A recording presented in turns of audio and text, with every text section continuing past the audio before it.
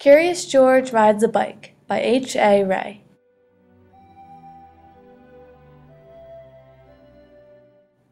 This morning, George was curious the moment he woke up because he knew it was a special day.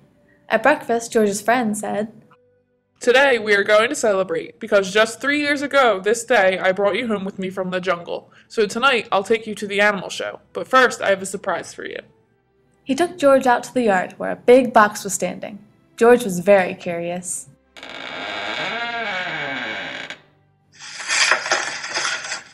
Out of the box came a bicycle.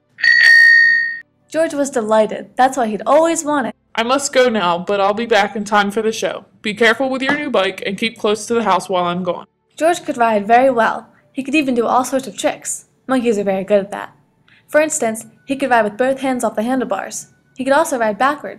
He could even do a wheelie. But after a while, George got tired of doing tricks and went out into the street.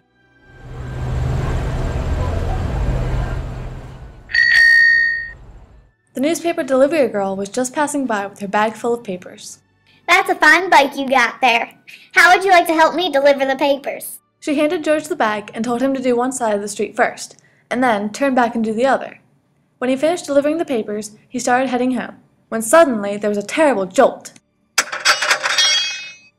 The bicycle had hit a rock, and George fell off the seat head first. Luckily, George was okay, but his bike was all beat up.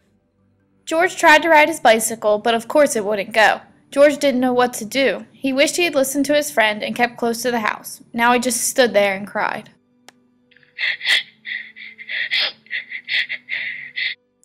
Suddenly his face brightened. Why, he had forgotten that he could ride on one wheel.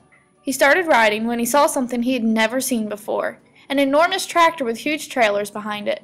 Looking out of the trailers were all sorts of animals. To George it looked like a zoo on wheels.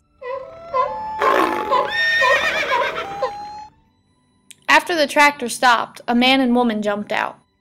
"Well, well, a little monkey who can ride a wheelie. We can use you in an animal show tonight. I am the director of the show, and this is Brittany. She can straighten your wheel and fix that flat in no time. Then we'll take you along to the place where the show is going to be." So the three of them got back into the tractor and drove off.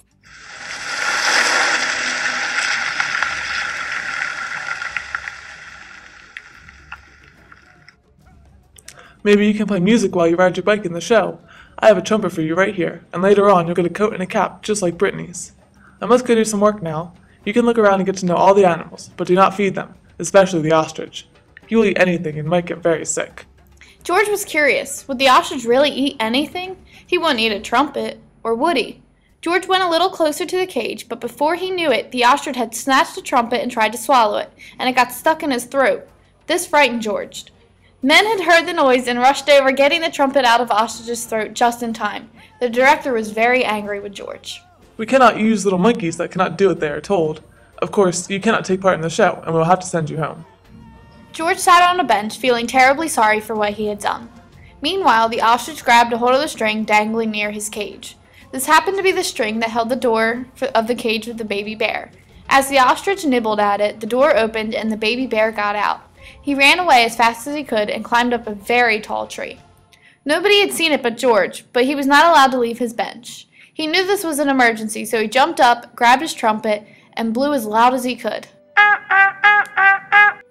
The men heard the alarm and saw the empty cage, and they knew what had happened. George and the men raced to the tree, but the bear was so high up they didn't know how to get him down. George had an idea. He climbed the tree with his bag, and when he reached the bear, he put him in the bag and carefully let him down so that the men could catch him. "You are a brave little monkey. You saved the baby bear's life. Of course you may have your coat back and your bike and play the trumpet in the show."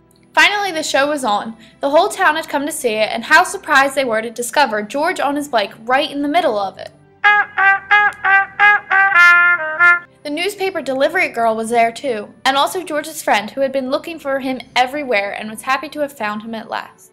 When the time had come for George to say goodbye, the director let him keep the coat and the cap and the trumpet. And then George and his friend got into the car and went home.